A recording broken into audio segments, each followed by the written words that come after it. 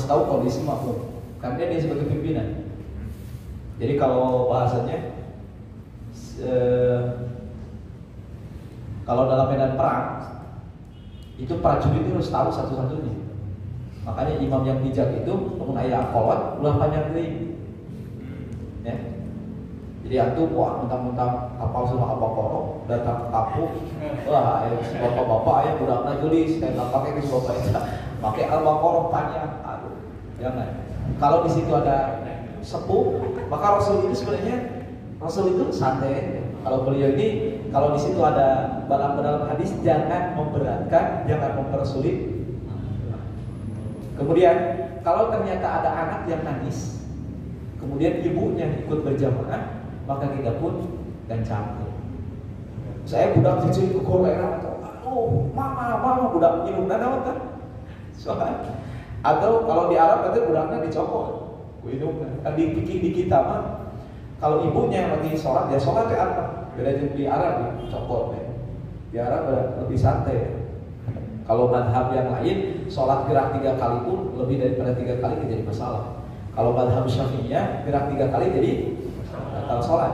Makanya kita yang harus ngertinya. Kalau di situ ada senantiasa ada yang nangis segala macam, maka kita lebih fleksibel aja. Jangan terlalu memberatkan apa. Jadi jangan terlalu panjang kalau di situ banyak apa. Makanya kenapa dalam sunnahnya sebelum berdiri itu lihat dulu apa? Kirikannya. Ya lihat, kolot.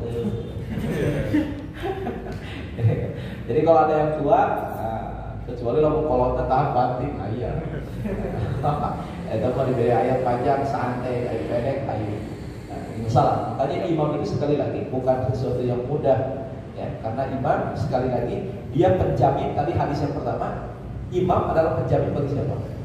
Makmum. Jadi sahnya makmum itu ternyata tergantung daripada imam. Kita lihat syaratnya harus apa? Islam. Kenapa ada imam yang jadi banyak ya? Kalau dulu ada misionaris yang bacaan Qurannya keren, itu meskipun dia bacaannya hebat, nggak boleh dia apa? Kemudian balik. Ini balik gak boleh? Juga kapak saya kembali berakal. Jadi ayat zaman akalnya kurang itu jangan jadi apa? Laki-laki. Syarat imam itu laki-laki boleh menjadi imam bagi macam-macam golongan.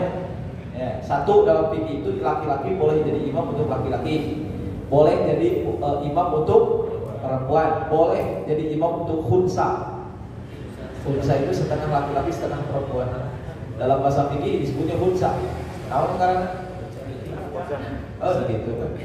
Bahasa fikih khunsa, setengah laki-laki setengah perempuan. Nah, kalau khunsa itu tidak boleh jadi imam untuk laki-laki. Nah, perempuan tidak boleh jadi imam untuk laki-laki. Maka ada standarnya. Maka laki-laki ini kenapa saya cantuman laki-laki? Karena laki-laki yang paling boleh jadi. Jelas? Oke. Selanjutnya suci dari hadas kecil dan hadas besar. Jadi imam, kemudian paham tentang bacaan dan rukun. Nah ini yang paling penting. Bacaan imam sekali lagi harus di atas standar makmum. Aqra'u bi kitabillah. Paling bagus bacaannya. Makanya saya ini. Tadi ada kalimat balik. Sebenarnya balik itu bukan syarat mutlak. Dalam hadis yang lain mah bukan balik, tamyiz. Tamyiz itu udah membedakan antara, jadi dia ngecek tamyiz itu dalam fikih. Kalau anak kita dikasih uang 10.000, ya, kemudian kata cipuarmu teh sebarang jajanan 2.000, balik dalam 4.000, udah teh apa? Ya, itu berarti itu senawan tuh. Tamyiz. Hari balik maka belum. Gitu. Makanya sebenarnya usia 8 tahun udah apa? Tapi 10 tahun udah apa? Makanya boleh nggak anak 10 tahun jadi imam? Boleh sudah. Tapi sebaiknya kalau ada yang udah balik, utamakan yang apa dulu? Balik. Tapi ternyata dirinya balik kabehana. Bacaannya tuh balik. Balik. Lah ari usia dan geus balik tapi bacaannya teh naon? Karena di kalau kabeh aya udah 10 tahun tapi bacaannya naon? Boleh. Silakan anak itulah yang jadi imam. Karena kalau bacaannya lebih baik. Susunan imam itu benar, yang ada 4. Aqra'u li kitabillah. Kumaha Ustaz kalau bacaannya sama, ada 2 orang nih atau 4 orang, bacaannya sama bagus. Maka kata Rasulullah SAW, mengutamakan orang yang paling paham tentang hadis. Yang paling banyak apa? Paham tentang hadis. Sama jumlah hadis yang pahamnya. Maka kata Rasulullah SAW, dahulukan orang yang awal hijrah. Dulu dari Mekah ke mana? Madinah. Siapa yang duluan datang ke Mekah? Ke Madinah. Kalau dulu, kalau sekarang orang numpang belanda didinya, nah di kampung kita pengenalan usaha. Ternyata sama, datang juga sama. Baru kata Rasulullah, Pak Abdul Sinan, usahakan yang paling lebih tua daripada dia. Tahu berapa pembacaan terakhir tuanya? Apalah kalau tua Pak. Ini, nah bahaya ya. Kemudian sekali lagi, bacaan imam adalah bacaan daripada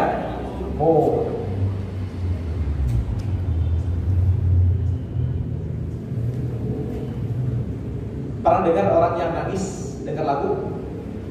Lihat orang nangis gara-gara dengar apa? Atau percaya nggak orang dengar imam bisa nangis? Pernah lihat tidak? Banyak contohnya. Saya itu di Madinah bawa jemaah ke Raudhah, masuk ke Raudhah, ayam sholat subuh. Sengaja bawa jemaah itu ke Raudhah 2:30. Masuk, dempet-dempetan segala macam ngantri. Adat jam 5, dari 2:30 mesti lama kan? Oh, ternyata jam 4 masuk setengah jam beli, sajam beli, wah sholat dibilang tuh. Beres itu azan subuh, kemudian koma di situ. Syekh Hudayfi bacain ayat Al-Quran, ayatnya tentang siksa. Saya paham artinya, maka bergetarlah saya takut dengan isi daripada kandungan. Ya. Wasiqal ladzina kafaru ila jahannam zumara hatta idza ja'uha futihat abwabuha wa qala lahum khazanatuha. Saya dengar ayat itu, nanti orang-orang kafir digiring untuk neraka jahanam.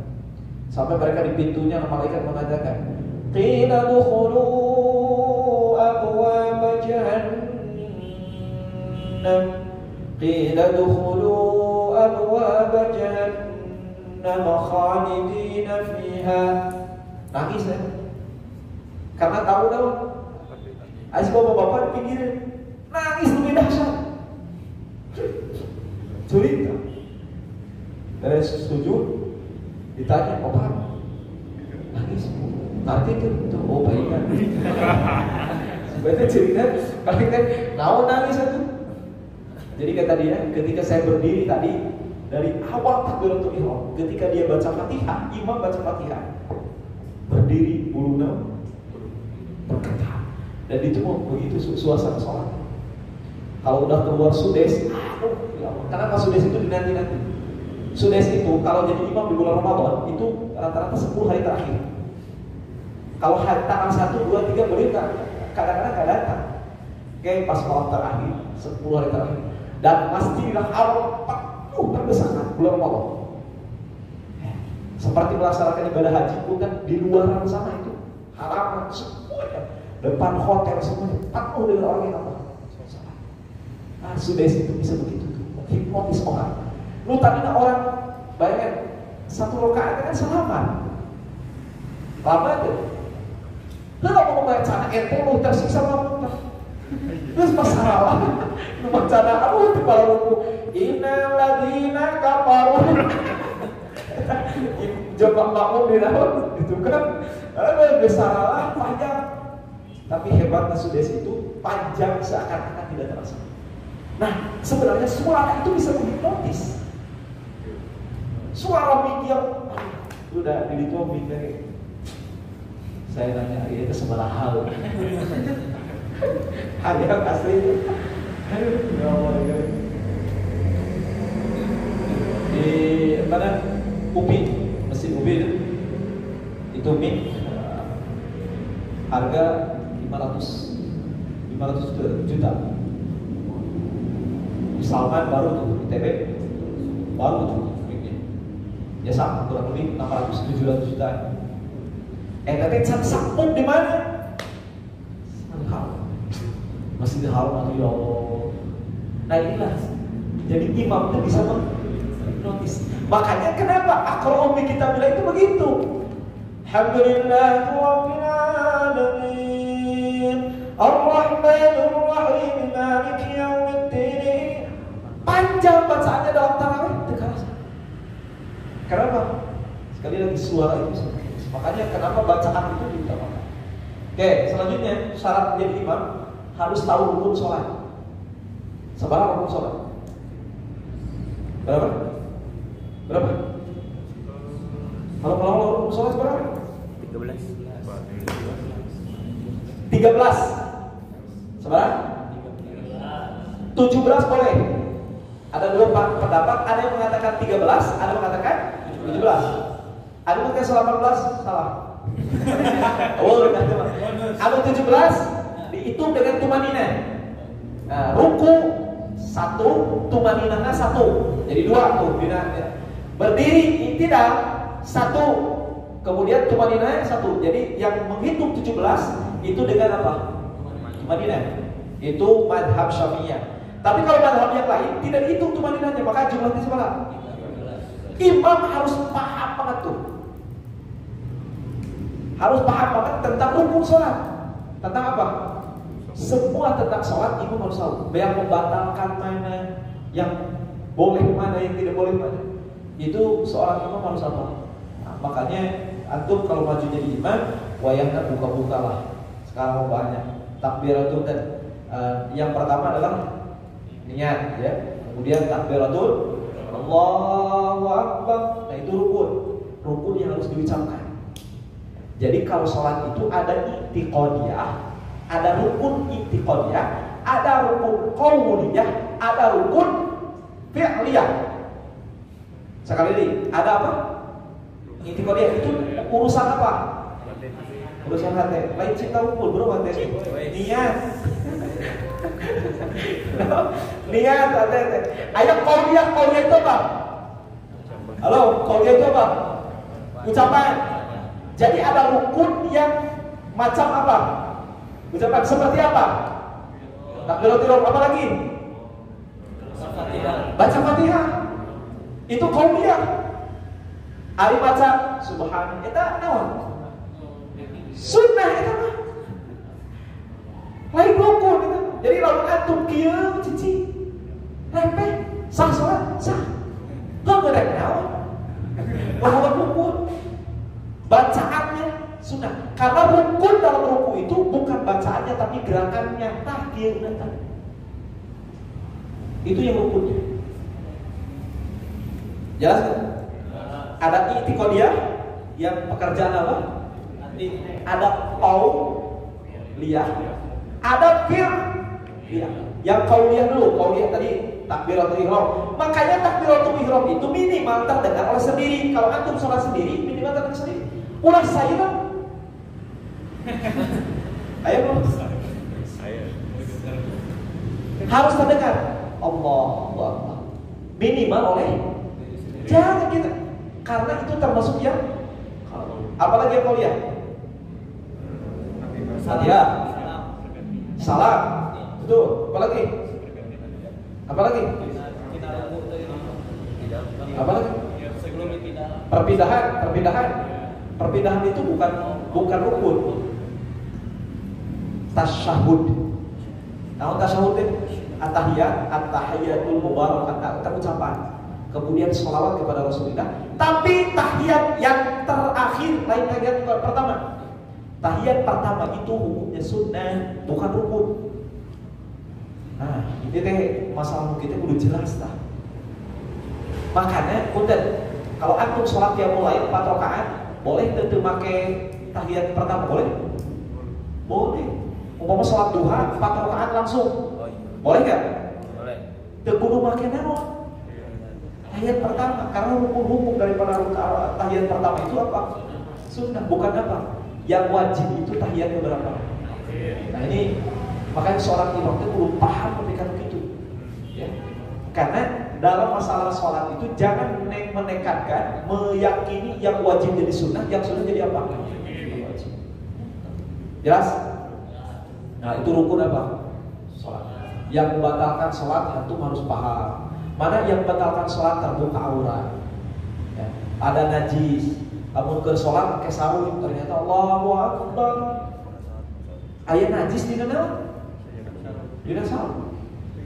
Kalau dibiarkan batal sholat, copot sarungnya, nah, segera maka itu batal. Tapi hati-hati, mau ke sarung tapi celana batal ya, karena terbuka naon aurat. Karena yang membatalkan itu apa? Umpama antum di dalam sarung besok pakai naon? Osok pakai dalam antara. Hari saya mah osok pakai dalam mah, ya. Saya itu kalau pakai sarung mesti pakai apa? Saya pakai celana panjang yang tak enak lah kalau pakai sarung gitu ya. Nah, itu hati-hati kalau kita ada najis, copot segera. Insya Allah tidak membatalkan apa? Sholat dengan segera. Kalau ada aurat tertutup, makanya antum kali pulang kira antum sholat ya Allah. Dan itu sholat, banyak pemuda yang melaksanakan sholat pakai kaos bagian belakang ketinggalan. Itu bukan seharusnya dipersiapkan sebelum sholat. Jadi bahasa saya, eta sholat adu-aduan semua dan diterima itu. Nah, tidak sah sholatnya. Dan ini tuh bagian apa? Nih, aurat laki-laki bagian mana? Pusat, tarik ke belakang. Berarti segini tak? Berarti lamun ieu? Aurat. Ayat ini maksudnya begitu. Belum aku. Jadi sholat masih kini pakai naon?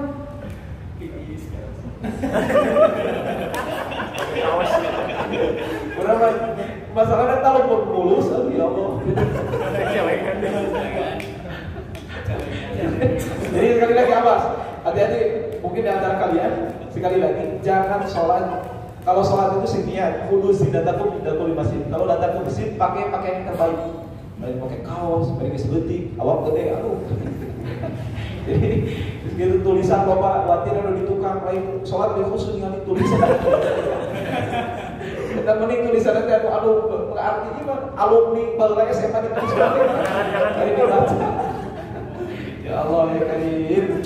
Awas sekali lagi, ini sebagai imam itu harus paham mana yang membatalkan, mana rukun, mana syarat sholat itu harus paham.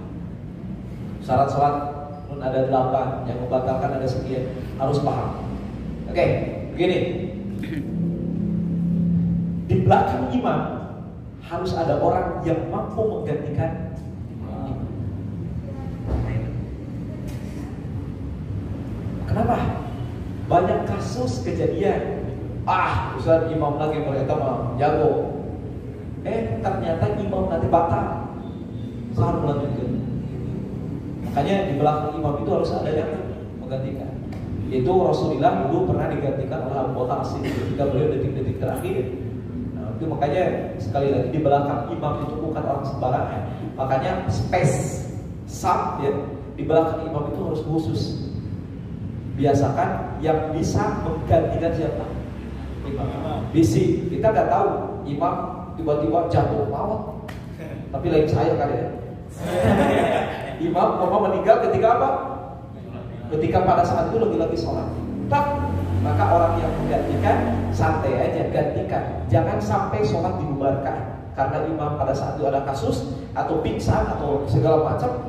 Maka gantikan. Ada orang yang nolong satu batalkan boleh, tapi yang satu tetap melanjutkan sholat berjamaah. Jangan sampai sholat tiba-tiba bubar karena imam atau imam batal atau imam ada kasus segala macam. Maka sekali lagi space di di sop pertama yang di belakang imam itu harus orang yang mampu menggantikan siapa. Tidak sedang menjadi makmum, antum gak boleh kepada imam kepada yang gini. Saya sholat, di sini ada apa? Makmum. Antum datang nggak makmum ke dia? Nggak boleh. Saya mau lihat kamu kalau baturan, CS. Itu musuh. Saya mau makmum. Jadi ternyata antum nggak makmum nggak salah. Nggak imam nggak makmum, nggak boleh. Kalau imam ini udah seberes, assalamualaikum warahmatullah, ini jadi masbuk, dia berdiri, boleh dijadiin imam? Boleh. Karena dia bukan jadi imam, jadi makmum lagi. Sekarang dia sudah dalam keadaan hurriyah merdeka. Ya, bahasanya kalau mau dijadikan imam silakan. Karena dia posisinya sekarang sudah tidak jadi makmum. Bisa jelas? So, silakan ada yang silakan. Soal tadi yang rukun sholat di apa namanya? Ya. Tasyahud awal itu kan sunnah, itu gerakannya atau bacaan? Semuanya. Berarti nggak dilaksanakan kalau itu? Ya, tapi itu termasuk sunnah apa abiyah yang harus ada dalam sholat. Tapi bukan bagian daripada ruku. Siap. Kotoran cicak najis. Khilafiyah di masalah ulama jumlah kotoran yang menyebabkan apa? Yang menyebabkan disebut dengan najis. Kalau gedenya lebih daripada lingkaran itu disebut dengan najis. Makanya ada yang mengatakan kotoran cicak itu nggak najis karena kecil. Belum dicoba jadi hari ini tenang.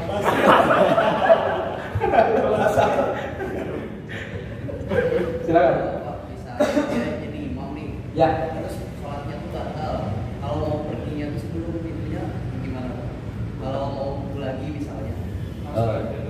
Langsung Jadi aja. imam langsung aja. Makanya harus tahu fikih itu orang yang menggantikan siapa. Ketika imam keluar, mau batal, tak batal keluar, maka dia harus menggantikan siapa? Keluar aja, nggak usah punten api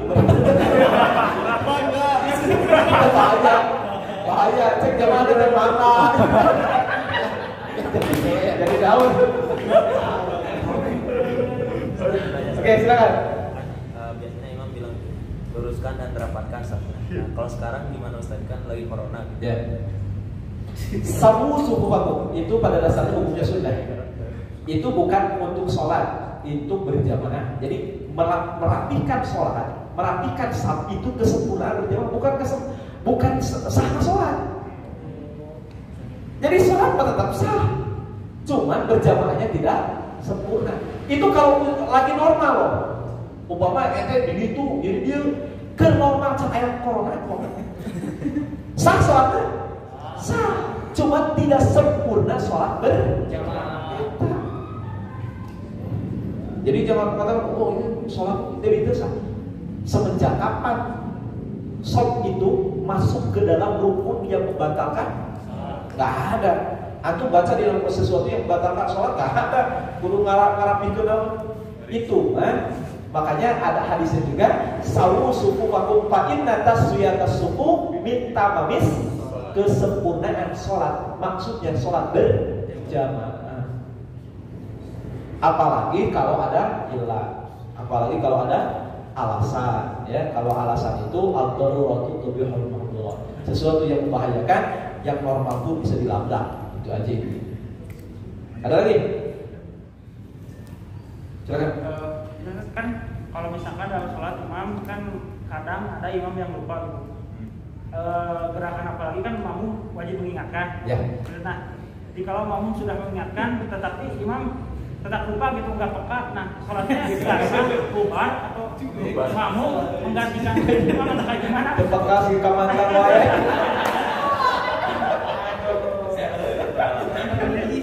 Kamu sih gak peka ya. Oke, sudah diingatin tapi ikuti. Tapi sholat sah. Sah. Jadi tidak perlu diulang. Gak perlu diulang. Jadi kalau kita sudah ngingetin, kalau kita sudah apa? Ingetin. Kemudian imamnya apa? Ngerti terus. Boleh nanti keumpama imam merasa benar. Cek imam saya benar nih. Nah, itu subhanallah. Benar. Umpama dia kan. Jadi betul-betul imam ngerasa naon? Benar. Makmum ngerasa. Maka keyakinan imam itu tidak bisa dilunturkan dengan keyakinan makmum. Al yakin mulai bisa bisa. Jadi yang yakin, imam merasa yakin, biarkan aja. Tapi kita ngerasa ragu, ragunya sah, imam atau makmum? Oke, antum yang sujud sahwi. Yang ragu berarti kudu naon kan? Dan imam mesti mungkin dia merasa naon? Bener. Ah tuh, Lah ngomong jadi naon? Nah itu. Tapi kalau seumpama iman, ya. Dan gini, dalam ngasih tahu gini. Umpama gini ya. Imam sudah dalam keadaan apa? Sujud. Setelah sujud harusnya apa? Duduk di antara dua sujud. Ternyata imam langsung berdiri. Kalau seperti ini masih segini, boleh langsung duduk. Tapi ternyata kalau udah sempurna, lanjutkan aja. Ya ini antum jadi imam dah. Udah sempurna tuh begini, berdiri. Subhanallah udah. Nah, tapi nanti ditambah dengan sujud sahwi. Sujud sahwi itulah yang berfungsi untuk menambah ketika antum ada kesalahan. Itu semua berarti. Kalau Ya. misalkan imam yang ragu berarti semua sujud sahwi. Atau cukup imam aja? Cukup imam aja kalau imamnya sadar. Yang ragu itu siapa? Karena kita yakin, kita mah nggak lupa kan? Kan cukup dengan imamnya aja yang merasa. Jelas? Jadi itu berlaku untuk setiap rukun yang melewat. Ya, rukun yang kelewat. Semuanya. Siap, semuanya, semua rukun kalau kelewat itu menggunakan sujud sahwi. Kalau yang sunnah mah, umpama antum lupa tidak baca subhanallah nggak usah. Dan subhanallah tidak apa? Ada yang diulang. Gimana? Kalau ada yang diulang gitu. Yang diulang. Jadi sholatnya diulang lagi gitu. Ada kejadian seperti itu. Ragu kemudian sholat diulang. Dalam fikih itu tidak ada sholat yang diulang. Ya, tidak ada sholat yang diulang. Makanya kenapa ada sujud sahwi supaya tidak terjadi sholat yang ada pengulangan sholat ada. Kapan? Ketika antum sholat sendiri ada dua orang, maka antum boleh melakukan sholat yang kedua kali karena ingin berjamaah. Bisa dipahami? Tadi kan sholat sorangan. Ayat Allah itu Nabi, nggak beres sholat itu boleh kata para ulama karena yang sholat ini itu sholat berjamaah. Imam berjamaah apa tak? Kalau jauh wah ya Allah 100 orang berjamaah. Boleh yang 4 orang itu mengikuti yang harus diulang lagi sholatnya. Karena makin banyak jumlahnya, lari saya 10 kali ulang sampai berapa kali itu boleh sholat diulang. Tapi kalau sholat yang diulang karena keraguan terhadap apa tadi rukun, maka sebenarnya sujud sahwi itulah yang menyebabkan sholat rukun itu jadi apa? Itu setelah salam. Setelah salam boleh. Cuma para ulama berdebat sujud sahwi itu sebelum salam atau setelah salam. Pendapat yang sahih itu yang lebih kuat, saya berpendapat sebelum salam. Karena setelah salam aku sholat tadi. Karena sholat sudah beres. Karena sementara sujud sahwi itu dikategorikan sebagai pengganti daripada rukun. Ya. Kalau misalkan masalah modal sholat itu dari dulu, nah sekarang itu misalkan dulunya jarang sholat, jadi sekarang itu baru sering sholat itu kan. Nah terus kita itu mau mengkodok yang dulu, kayak untuk waktu dan hal itu bagaimana? Aduh curhat lain.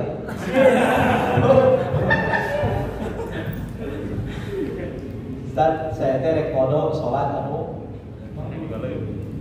kodok sholat itu sebenarnya kalau kejadian yang seperti itu, kalau saya berpendapat afallahu amma salah. Allah mengampuni kalau antum yang tobat. Tidak usah dikodok jadi sholat dulu dari 4 kali, 2 kali. Ada orang yang berpendapat seperti itu. Mangga silakan.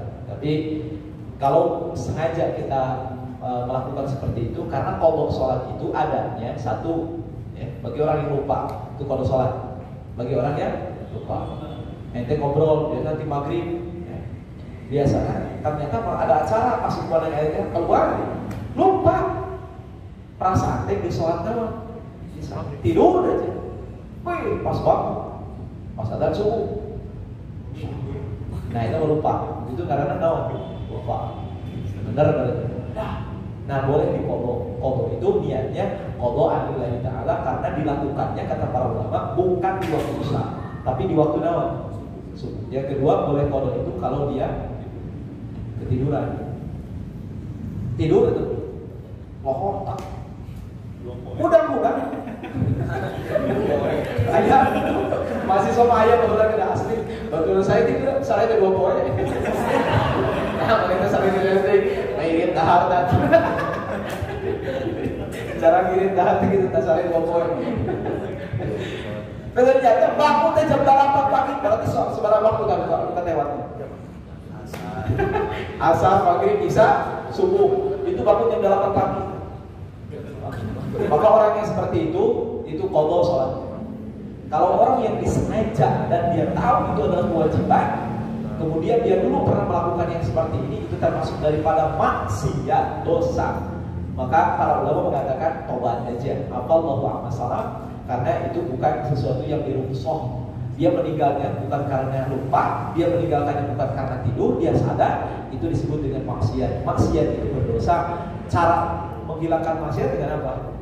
Taubat aja. Ya Allah, saya tidak akan pernah mengulang lagi, tidak akan pernah meninggalkan sholat lagi. Nah, kata para ulama, apa Allah salah. Mudah-mudahan dosa yang berlalu diampuni. Oke, ada lagi? Ya, Ustaz, misalkan kita mau berjamaah di sholat, misalkan ada orang lagi sholat tapi sholat sunat, sedangkan kita nggak tahu. Boleh. Yang pertama, kalau kita kondisinya, kita yang sedang sholat sunnahnya, antum ke sholat sunnah ditepak bukan? Iya. Kamu tepak, nanti kudu apa? Makmum rek naon? Hanya mau balik enak kan?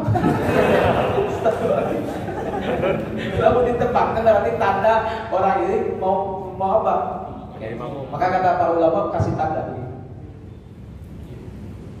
Saya kira sholat naon? Saya kira sholat naon mana? Kalau sholat sunnah, kalau mau paham. Namun tetap dia ternyata kalau nggak jadi masalah, antum itu. Nggak jadi masalah orang berimam dan nggak jadi berdosa ketika dia bermakmum kepada orang yang lagi melaksanakan sholat sunnah. Ada lagi? Ternyata resep ya, kamu dikaji dan ini mungkin ilmu-ilmu yang sering kita lakukan, tapi dalam prakteknya banyak menemukan sesuatu yang apa?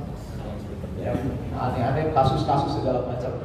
Nah ini perhatikan, ketika antum jadi imam lupa ayat, pernah gitu kan? Pernah. Ayat.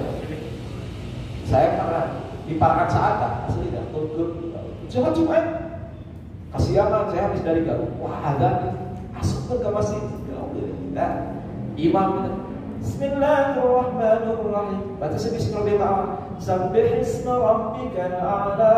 Qad aflaha man zakkaha wa qad khaba man dassaha. Masuk ke dalam surah